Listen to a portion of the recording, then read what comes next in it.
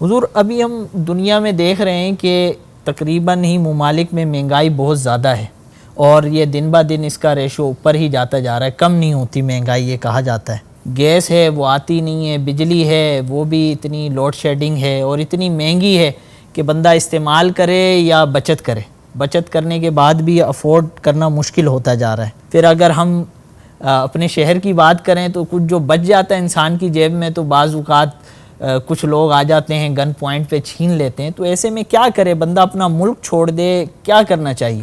خیر ملک چھوڑنا اس کا حل تو نہیں ہے، چھوڑنا بھی نہیں چاہیے۔ اپنا وطن ہوتا ہے، اپنا گھر ہوتا ہے، اور ہمارا وطن تو بہت اچھا ہے الحمدللہ۔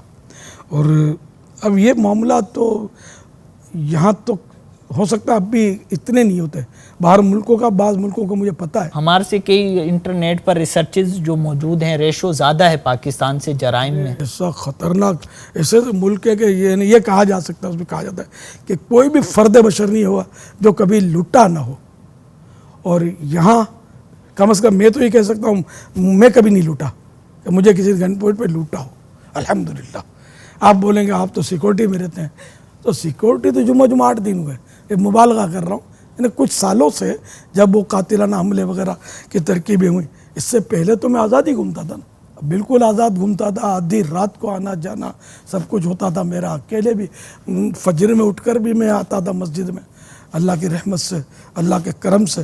تو کبھی میرے ساتھ یہ حادثہ نہیں ہوا کہ کسی نے وہ گن پوائنٹ پہ لوٹا ہو مجھے۔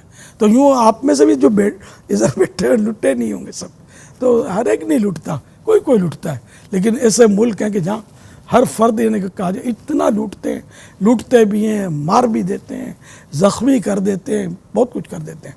لیکن ہمارے یہاں بھی یہ ہے کہ اب بڑھتا جا رہا ہے، اور یہ اللہ نہ کرے بس کہاں پہنچے گا، لیکن یہ انتظامیہ جو ہے نا، انتظامیہ جب سیریس ہو جائے نا تو کام بن جاتا ہے۔ آزمائش تو ہے، اب زیادہ میں کیا بولوں گا۔ تو حضور حفاظت کے لیے کیا کرنا چاہیے؟ گھر سے جب نکلیں تو وہ یہ دعا پڑھ لی جائے، بسم اللہ توکلت علی اللہ لا حول ولا قوت الا باللہ۔ انشاءاللہ اس سے شیطان سے بھی حفاظت ہوگی، اور اللہ چاہے تو اس کی رحمت سے اس طرح کے معاملات سے حفاظت ہوگی۔ اپنے اموال کو، اپنی چیزوں کو یا جلیلو 10 بار پڑھ کے، یا جلیلو 10 بار پڑھ کے دم کر دیں، ہے نا، جیسے یہ موبائل ہے تو صلی اللہ علی محمد، یا جلیلو یا جلیلو یا جلیلو یا جلیلو یا جلیلو یا جلیلو یا جلیلو یا جلیلو یا جلیلو یا جلیلو صلی اللہ علی محمد۔ ابھی انشاءاللہ ڈاکو پروف ہو گیا انشاءاللہ۔ حضرت سیدنا ابن عباس رضی اللہ عنہما فرماتے ہیں ایک شخص نے رسول اللہ صلی اللہ علیہ وسلم کی خدمت میں عرض کی کہ وہ آفتوں میں مبتلا ہے، مصیبتوں میں گرا ہوا ہے، آفتوں میں مبتلا ہے۔